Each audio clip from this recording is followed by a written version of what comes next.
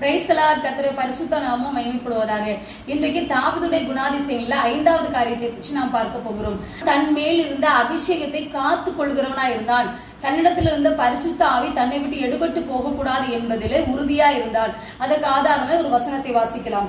51வது சங்கீதம் 11-12 வசனங்களில, உமது சமூகத்தை விட்டு என்னை தள்ளாமலும் உமது பரிசுத்த ஆவியை என்னிடத்திலிருந்து எடுத்துக்கொள்ளாமலும் இரும்.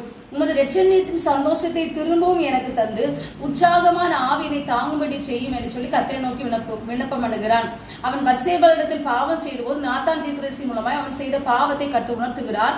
உணர்ந்த உடனே புத்துண்டவனாய் ஆண்டவருடைய சமூகத்தில் விழுகிற, ஆண்டவரே, நான் பாவம் செய்தது நிமித்தம் என்னிடத்திலிருந்து இருக்கிற பரிசுத்தாவியை நீங்க எடுத்துக்கொள்ளாதீங்கப்பா, உமது சமூகத்தை விட்டு என்னை தள்ளிடாதீங்க, அவருடைய பிரசன்னத்தை விட்டு என்னை விலக்கிறாதீங்க என்று சொல்லி ஆண்டவரிடத்துல விண்ணப்பம் பண்ணுகிற விண்ணப்பத்தை தான் நாம் வாசித்தோம்.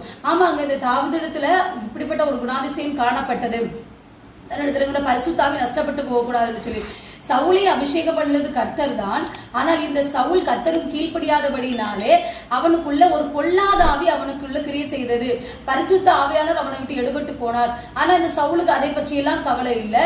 அவன் தன்னுடைய ராஜாங்கம் மட்டும் தன்னை விட்டு போகக்கூடாது என்கிற உறுதியா இருந்தான். ஆனால் தாவீது அப்படிப்பட்டவன் அல்லங்க.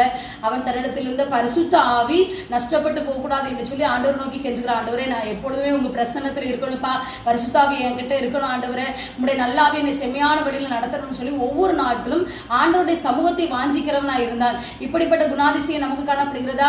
வேதாகமத்துல சவுல் மாத்திரமல்ல, அபிஷேகம் பண்ணப்பட்ட சிம்சோனும் அப்படிதான்.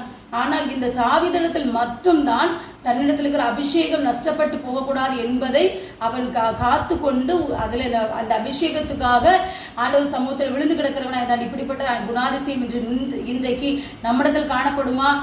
கர்த்தருடைய வசனம் சொல்கிறது, நீங்கள் மீட்பின் நாளுக்கு என்ன முத்திரையாக பெற்ற பரிசுத்தாவியை துக்கப்படுத்தாதீர்கள் வசனம் சொல்கிறது. ஆமாங்க, பரிசுத்தாவியானவர் நமக்குள்ள இருந்தாதான் நம்ம பரலோக ராஜ்யத்துக்கு போக முடியும். அந்த மீட்பின் நாள் கர்த்தர் நம்மை மீட்கிறதற்கு ஒரு நாள் வரும்போது அந்த நாளில நமக்குள்ள இருக்கிற பரிசுத்தாவி நம்மிடத்தில் இருந்தால் மட்டும்தான் அந்த நாளை நாம் சுதந்திரித்துக் கொள்ள முடியும், அந்த ராஜ்யத்தை நாம் சுதந்திரித்துக் கொள்ள முடியும். அந்த தாவீதை போல நாம் எந்த விதமான பதவியோ பணமோ பொருளோ நமக்கு எவ்வளவு இருந்தாலும் அதை காட்டிலும் பரிசுத்தாவிக்கு முக்கியத்துவம் கொடுத்து அவருடைய சமூகத்தை வாஞ்சிகள், அவருடைய பிரசன்னத்துக்குள் வாழுங்கள். கர்த்தர் தாமே இந்த வசனங்களை கொண்டு உங்களை ஆசீர்வதிப்பாராக. ஆமென். Thank you. God bless you.